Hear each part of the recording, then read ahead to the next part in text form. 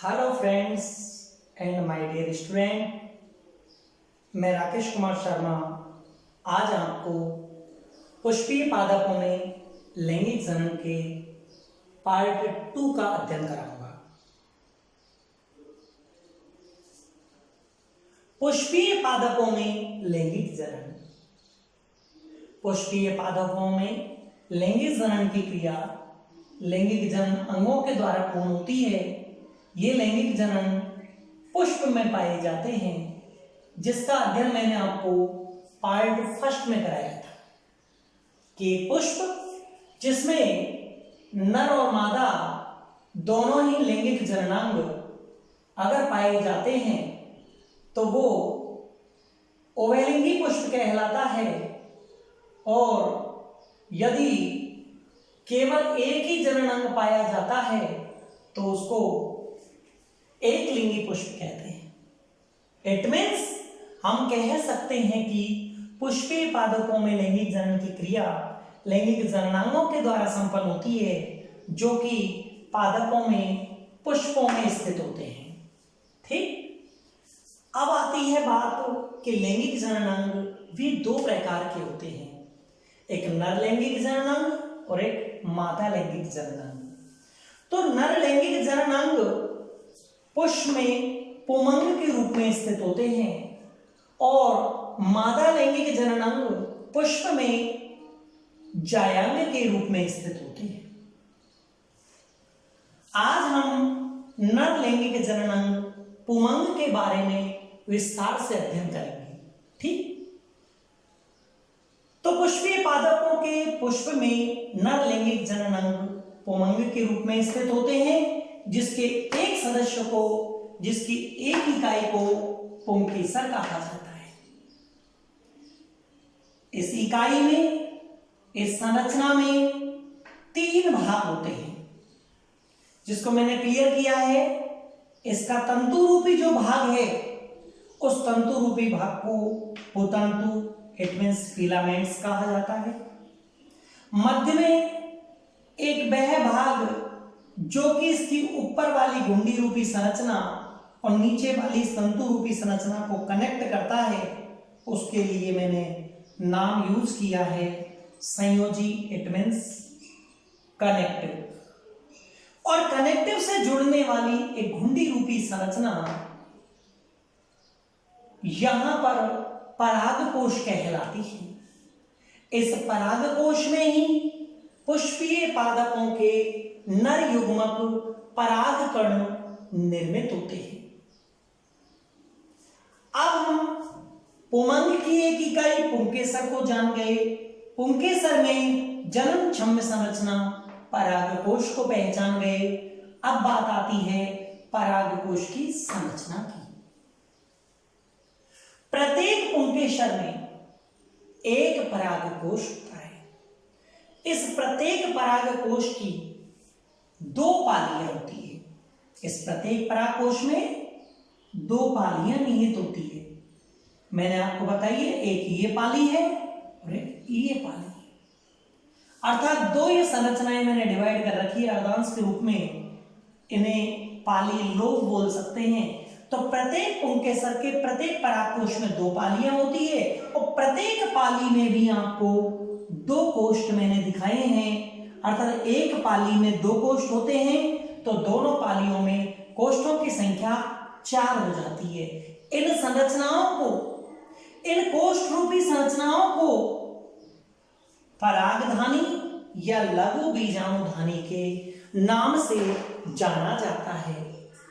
तो नर जननांग पुमंग की एक इकाई पुंकेसर, पुंकेसर की जनन क्षम्य इकाई परागकोश। परागकोश में 2 पालियां होती है, प्रत्येक पाली में 2 कोष्ठ होते हैं। इन संरचनाओं को लघु बीजाणुधानी या परागधानी भित्ति के नाम से जाना जाता है।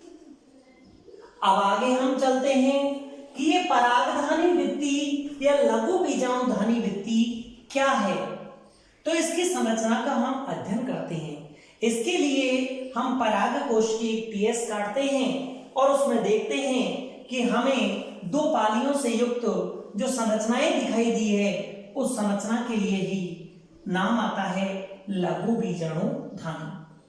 लघु बीजाणु धानी एक वेलनाकार संरचना होती है जो परागकोश की भित्ति से जुड़ी हुई रहती है।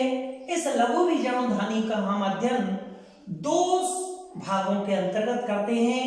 इस लघु बीजाणु धानी के दो प्रमुख पार्ट होते हैं। कौन कौन से? नंबर 1 परागधानी भित्ति और दूसरी है आपकी बीजाणु जनन कोशिकाएं।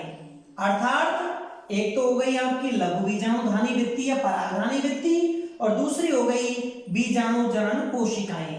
लघु बीजाणु धानी भित्ति को माइक्रोस्पोरेंजियल वॉल के नाम से जाना जाता है अंग्रेजी में, और बीजाणु जनन कोशिकाओं को स्पोरोजीनस सेल के नाम से जाना जाता है। तो लघु बीजाणु धानी भित्ति को दो भागों में बांटा है। पहला भाग का नाम है परागधानी भित्ति या लघु बीजाणु धानी भित्ति। यहां पर लघु बीजाणु धानी भित्ति 4 स्तरों में पाई जाती है। लघु बीजाणु धानी भित्ति भी 4 स्तरों में पाई जाती है। मैंने आपको यहां पर दोनों लघु बीजाणु धानी भित्तियों में 4 गणित में अंक दर्शाए हैं। सबसे बाहर वाली जो परत है उसके लिए मैंने अंग्रेजी का एक अक्षर अर्थात 1 नंबर दिया है और जिसका नाम है बाह्य त्वचा। नंबर 2 पर अंतः स्थिसियम, नंबर 3 पर मध्य स्तर, नंबर 4 पर टैपिटम कोशिकाएं। इट मीन्स लघु बीजाणु धानी भित्ति में 4 स्तर होते हैं, 4 परत होती है। सबसे बाहरी स्तर को हम बाह्य त्वचा कहते हैं। अर्थात परागधानी भित्ति में परागकोश में सबसे बाहर की ओर जो त्वचा पाई जाती है, सबसे बाहर की ओर जो परत पाई जाती है उसको बाह्य त्वचा एपिडर्मिस बोलते हैं, जो कि प्रमुख रूप से परागकोश की सुरक्षा प्रदान करने का या परागकोश को सुरक्षा देने का कार्य करती है।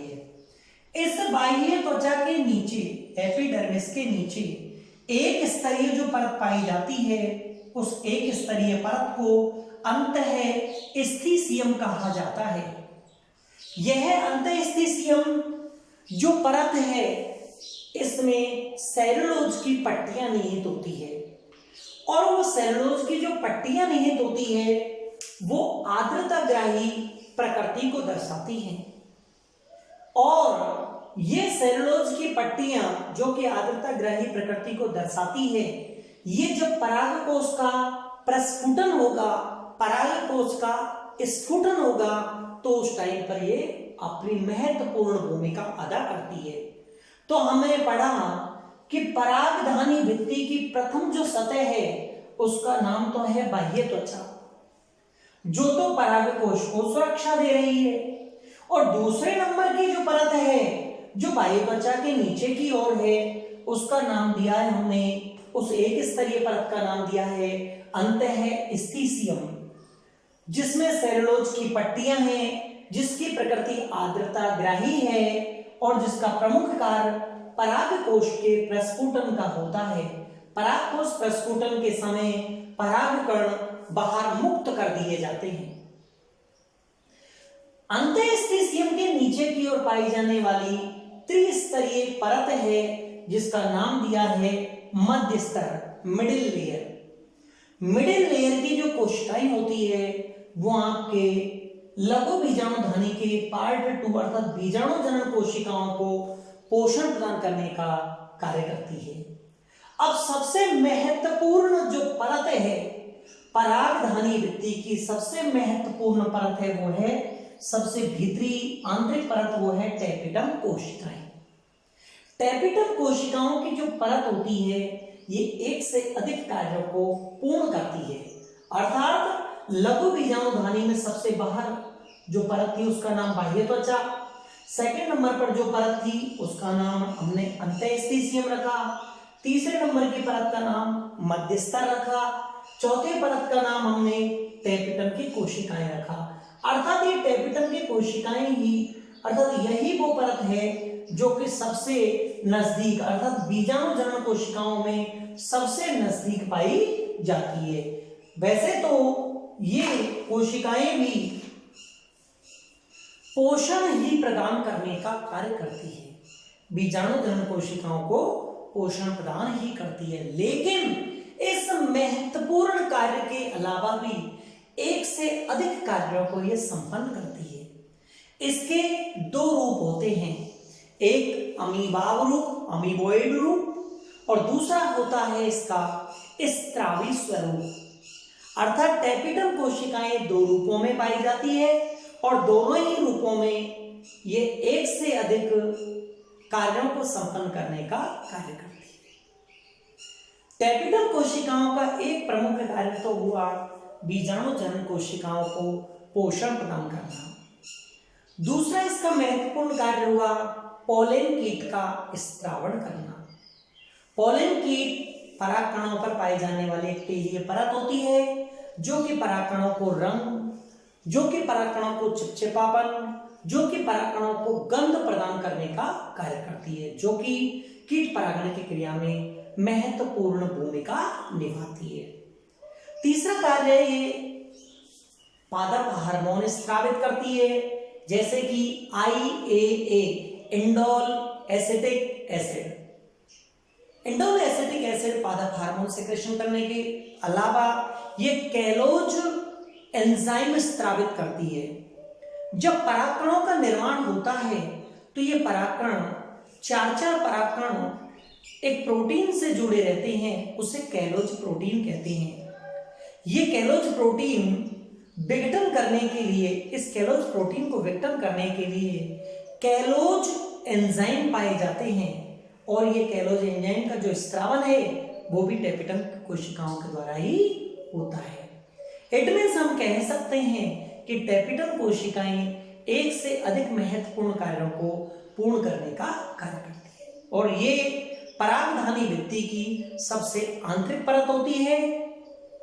अब इस परागधानी भित्ति के चारों परतों के मध्य में पाई जाने वाली जो संरचनाएं होती है, जो गोलाकार कोशिकाएं होती है, इन गोलाकार कोशिकाओं के लिए हम इस पार्ट नंबर 2 को पढ़ाएंगे, बीजाणु जनन कोशिकाएं। इट मीन्स परागधानी भित्ति, लघु बीजाणुधानी भित्ति द्वारा चारों ओर से कोशिकाओं के एक समूह को घेरा जाता है, वही कोशिकाओं का समूह बीजाणु जनन कोशिकाओं के नाम से जाना जाता है। ये बीजाणु जनन कोशिकाएं पराग मातृ कोशिकाओं के रूप में, द्विगुणित रूप में लघु बीजाणु जनन की क्रिया में भाग लेने के लिए जाती है।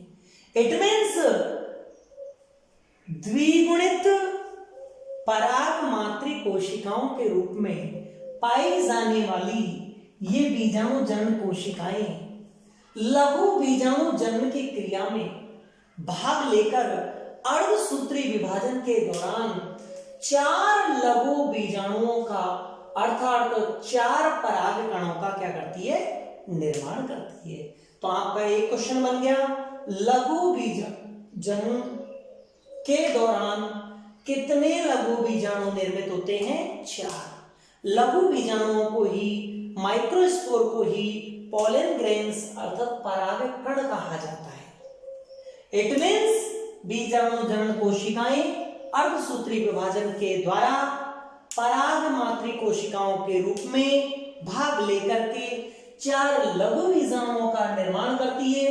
इस प्रक्रिया को ही लघु बीजाणु जनन कहा जाता है। लघु बीजाणु जनन के दौरान जब लघु बीजाणु निर्मित हो जाते हैं तो फिर परिपक्व अवस्था में पराग कोश का प्रस्फुटन होता है, पराग कोश का स्फुटन होता है। इस पराग कोश के स्फुटन के दौरान ही ये परागकण पराग कोश की भित्ति को फाड़ करके पराग कोश की भित्ति से मुक्त हो जाते हैं। पराग कोश प्रस्फुटन का कार्य ओष्ठ कोशिकाओं के द्वारा, स्टोमियम कोशिकाओं के द्वारा संपन्न होता है।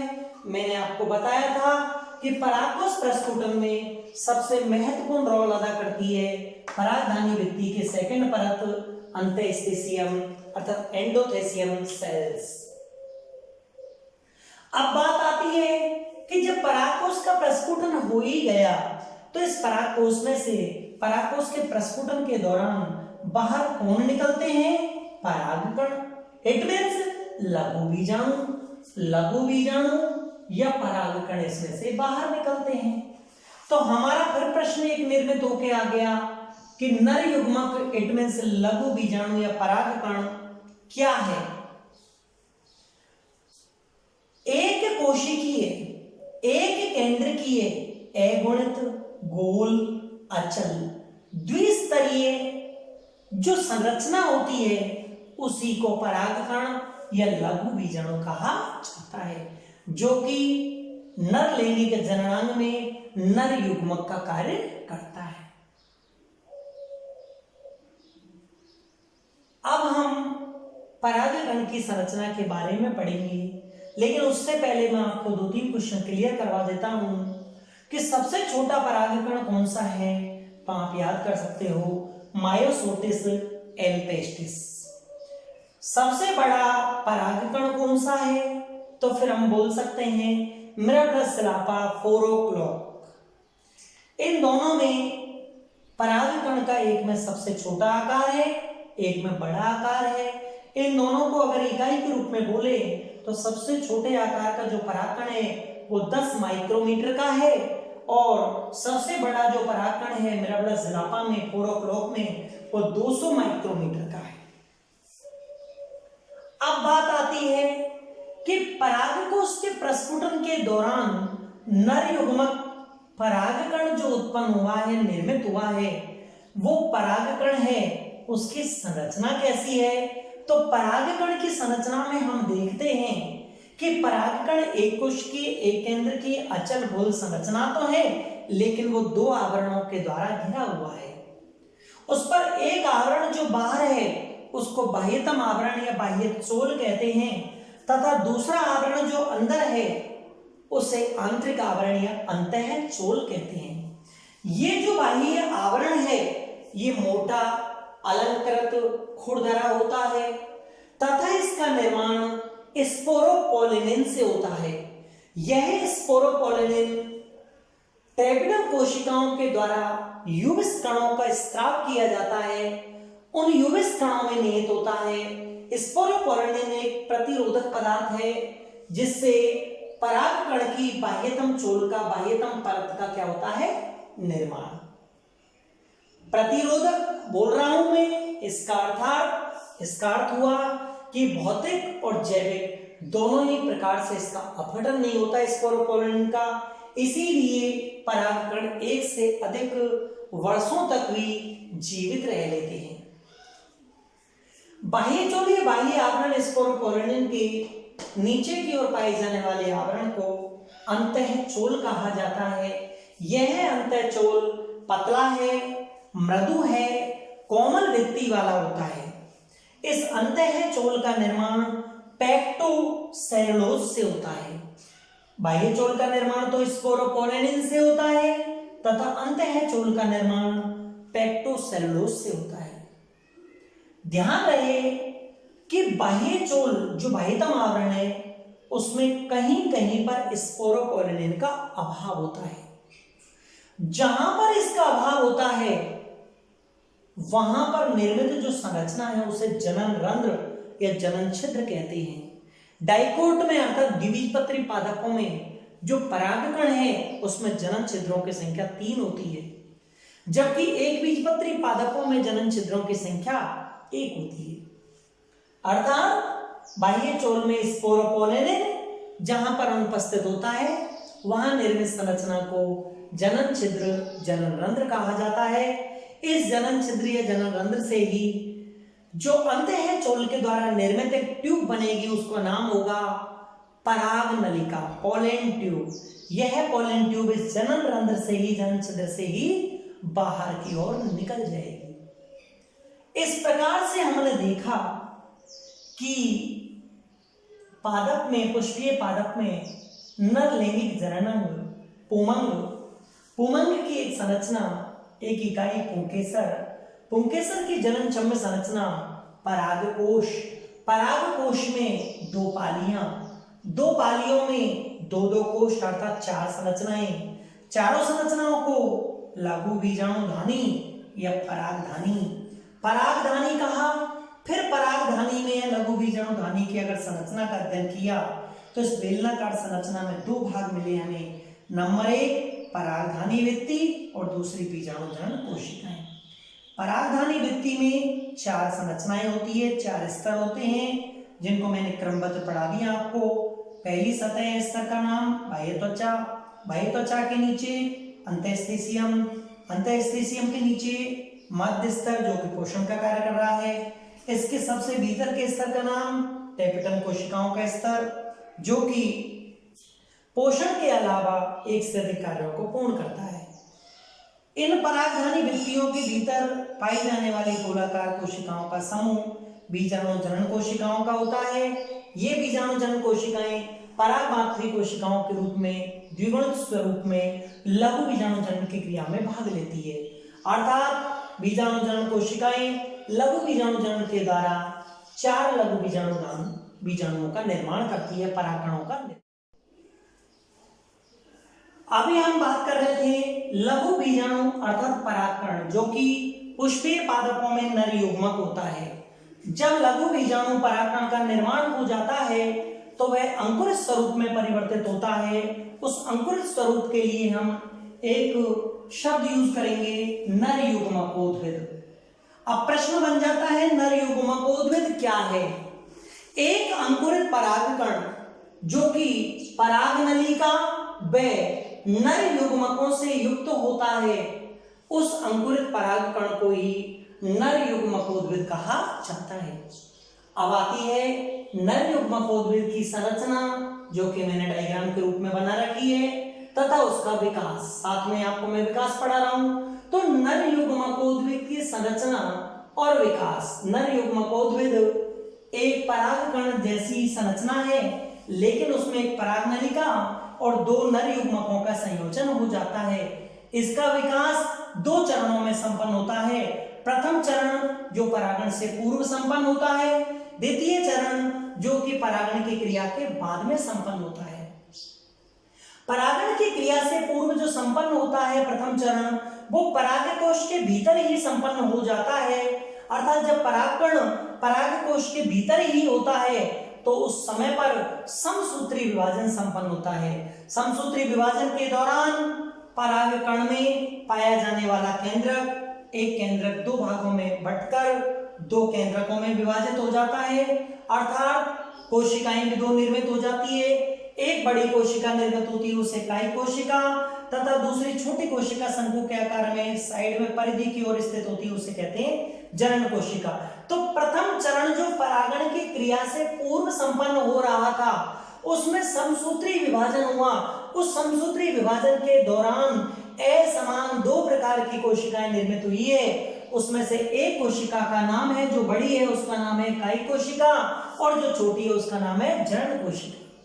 कायिक कोशिका जिसमें कायिक केंद्रक निहित है, जनन कोशिका जिसमें जनन केंद्रक निहित है।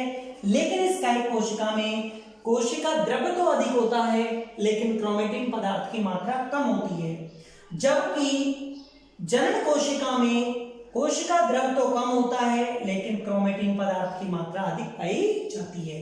ये आकार में बड़ी होती है, ये आकार में छोटी होती है। परागण की क्रिया के पश्चात ये कायिक कोशिका तो परागनलिका निर्माण में भाग लेगी तथा जनन कोशिका नर युग्मकों के निर्माण में भाग लेती है।